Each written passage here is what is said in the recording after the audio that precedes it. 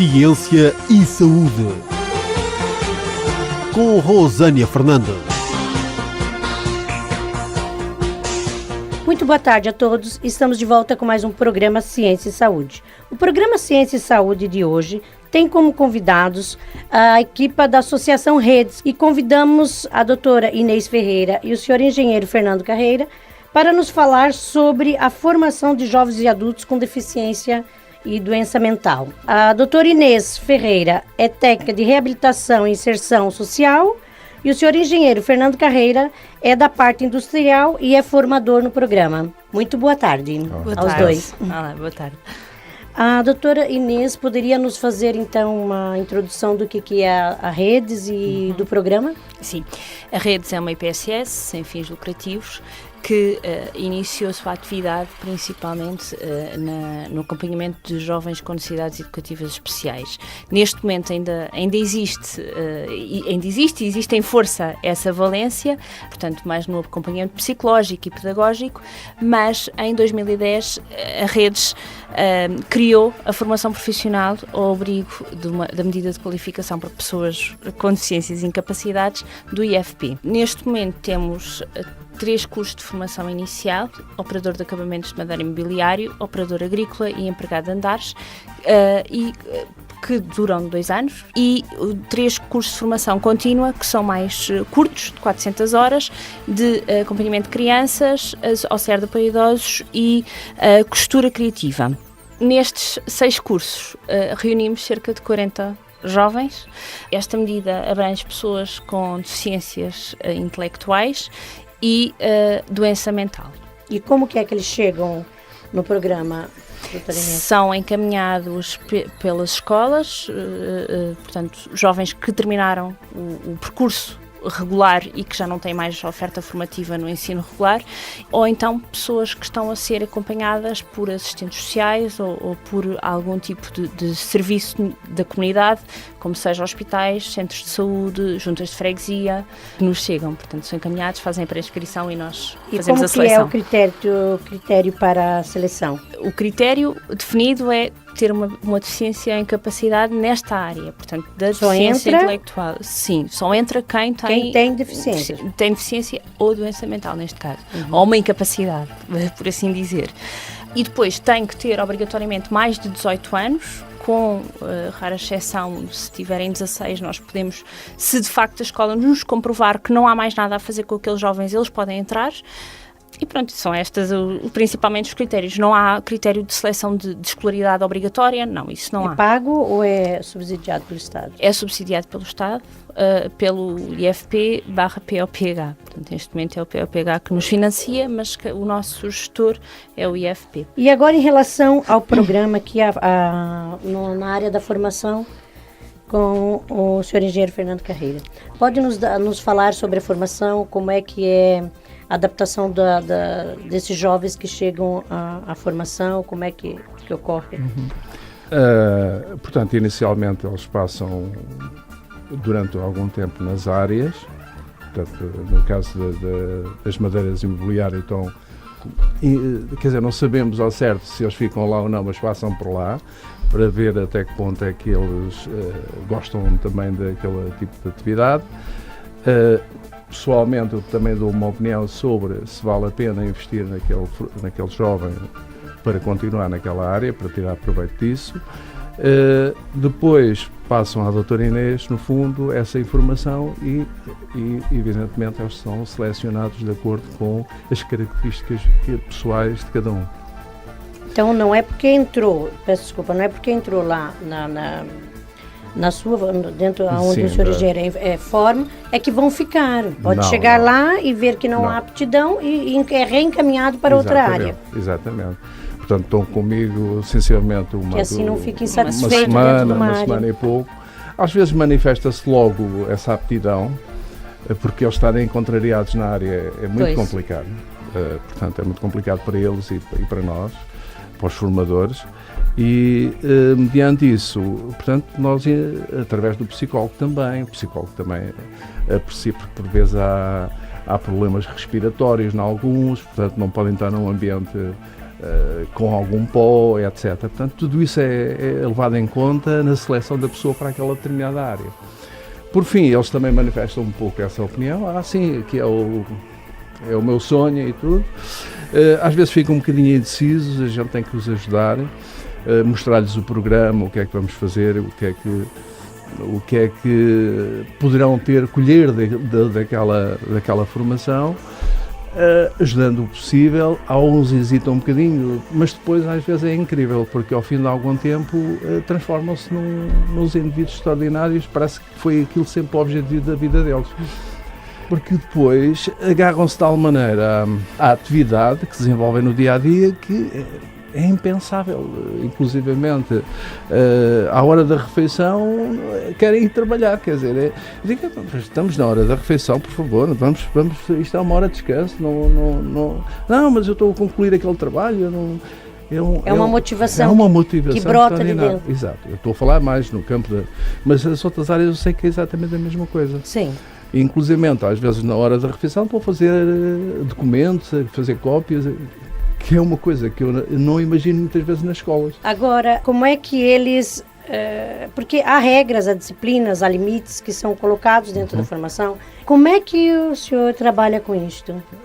Pronto, em princípio há um regulamento e o regulamento não é um regulamento muito complicado. Rígido, portanto, é uma coisa muito...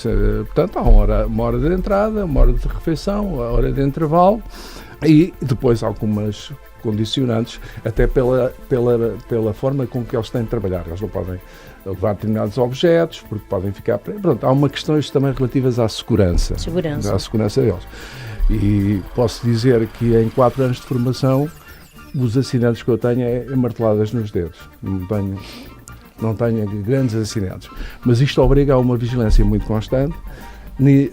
Na parte inicial das formações temos de estar com uma alta concentração, porque são pessoas que nunca fizeram, algumas delas nunca fizeram nada daquilo, portanto é uma concentração muito grande, mas também tenho a sorte de depois, quando formam os grupos, eles autovigiam-se, eles são críticos uns para os outros, não faças isso.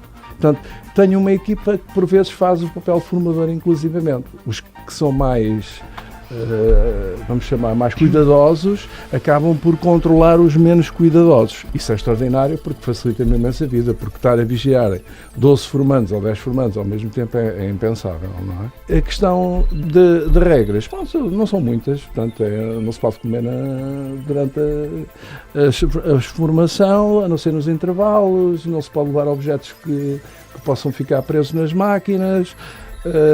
Roupa, é tudo cinto, dentro da área simples, da questão de segurança, não é? Exatamente. Os horários são rigorosos, pronto, porque temos que ter essa disciplina, porque há matéria teórica e temos que dar matéria prática.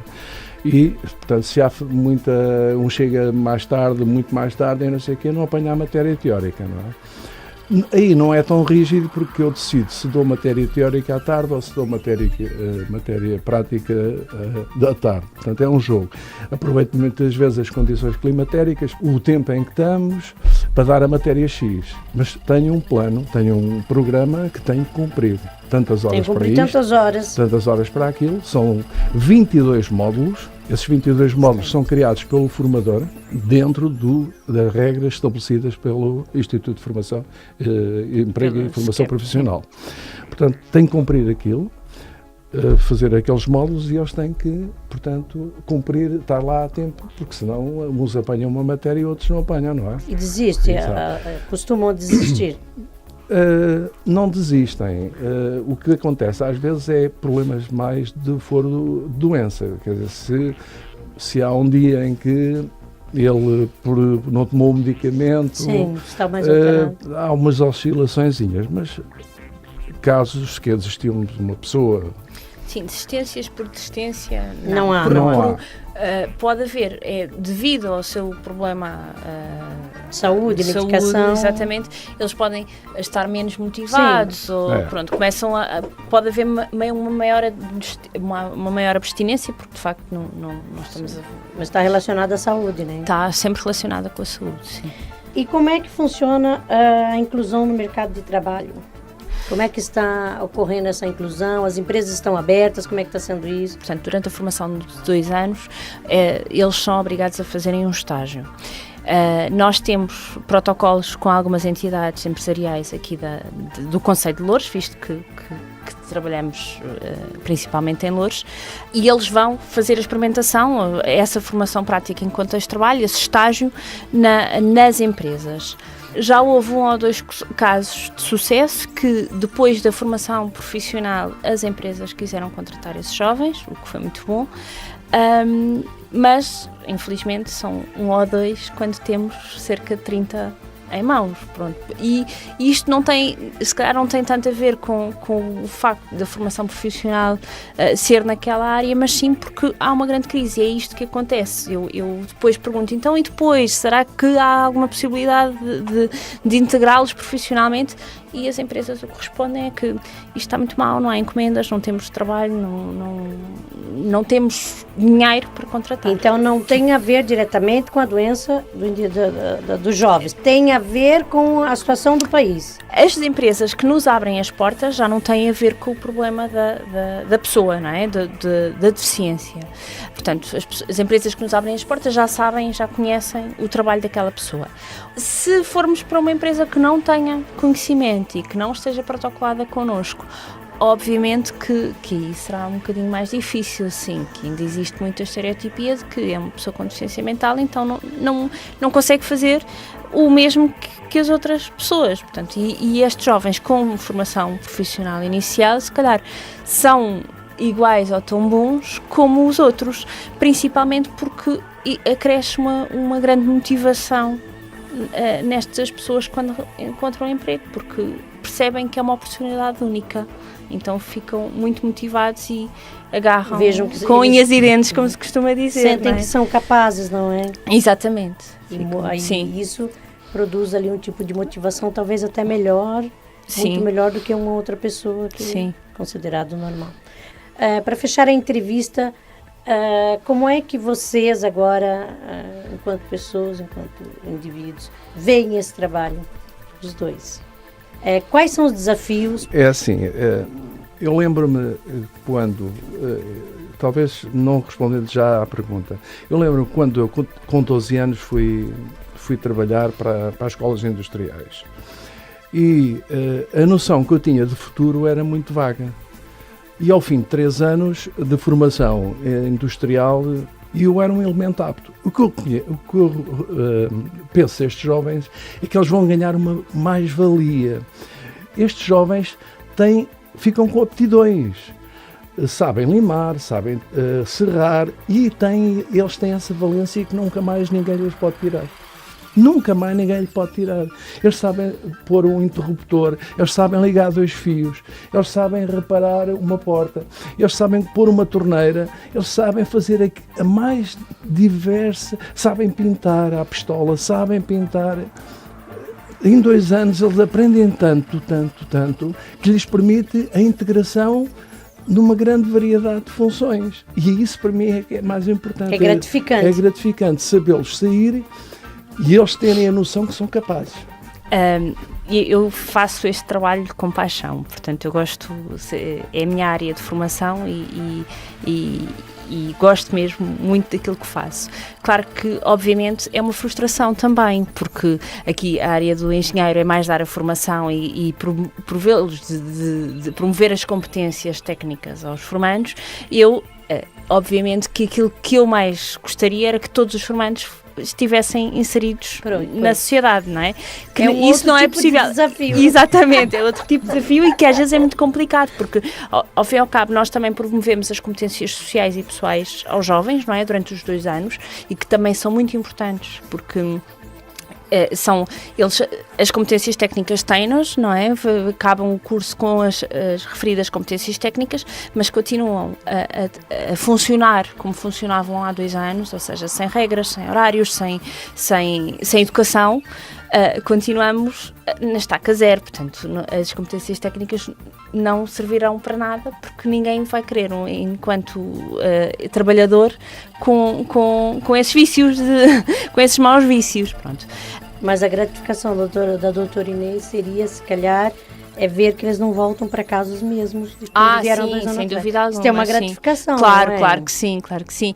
Lá está, falei da frustração Teve porque uma para mim oportunidade. claro, obviamente. Falei da frustração porque por mim o que eu gostaria de facto era que fosse tudo, que o mundo fosse cor-de-rosa e que todos fossem integrados no mercado de trabalho, mas claro que não, que isso não é possível, mesmo, portanto, claro que obviamente eles têm outras oportunidades depois e de facto crescem enquanto pessoas e isso vê-se, que nós temos utentes de 2010 que continuam a estar connosco em 2013, 2014 e nós percebemos o franco crescimento que tiveram enquanto pessoas. Exatamente. O facto de termos alguns jovens que antes não saíam de casa e que neste momento já apanham um autocarro e vão para Lisboa e vão não sei o quê, está ótimo. Isso tem uma gratificação. Claro que sim, Inês, claro que sim, claro que sim. Muito obrigada, viu? Obrigada a nós. O programa Ciência e Saúde tem o apoio Worldprint Artes Gráficas. Visite-nos em worldprint.pt, revista Zen Energy e Neide Carvalho Cabeleireiros e Estética. Neide Carvalho Cabeleireiros e Estética, no Centro Comercial Oásis, Loja 8. Atendemos homens, senhoras e crianças. Cortes, extensões, colorações, depilações, unhas de gel e gelinho e muito mais. Neide Carvalho Cabeleireiros e Estética, no Centro Comercial Oásis, Loja 8, na Avenida de Moscavide, número 32. Marcações 92-418-1338 ou 91674-9740. Neide Carvalho Cabeleireiros e Estética. Realçamos a sua beleza. Revista Zen Energy. Todos os meses nas bancas com dicas, técnicas, exercícios e soluções práticas para conseguir o equilíbrio no seu dia-a-dia. Leia a revista Zen Energy para criar autoconfiança, desenvolver a sua autoestima, fortalecer o seu relacionamento, lidar com os seus filhos ou ainda libertar-se de medos, crenças, fobias, ansiedade e stress. Todos os meses nas bancas. Revista Zen Energy. Compre e invista em si. Ciência e Saúde,